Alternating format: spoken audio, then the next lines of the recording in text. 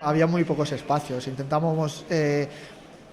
crear esa superioridad en banda con los 5 defensas que tenían ellos, pero la verdad que es complicado, cuando un equipo se cierra así, es complicado. Hemos intentado subir la pelota, intentar mover de una banda a otra, yo creo que lo hemos hecho, pero las ocasiones no han llegado. Pero bueno, el trabajo del equipo ha sido muy importante, lo que hablábamos en el vestuario, que los pequeños detalles te dan puntos y hoy hemos tenido esos pequeños detalles. Intentamos crear, intentamos llegar, intentamos hacer un trabajo mejor y también intentamos hacer un trabajo más vistoso para la gente, ¿no? Hoy no ha sido el caso, lo importante es que podemos sacar los 3 puntos y a seguir trabajando.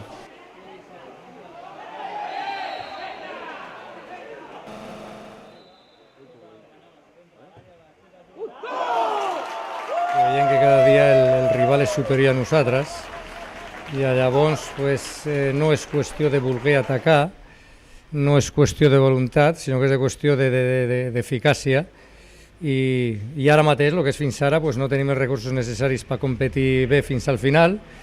i avui, tot i defensar raonablement bé la primera part, pues, te vas amb 1-0 que condiciona i la segona part, pues sí, evidentment busques que juguin jugadors més ràpids, més agressius ofensivament, però la veritat és que està donant el mateix resultat això que l'altre. No és un problema ni de defensa, o sigui, ni de jugar a defensa, tothom juga a defensa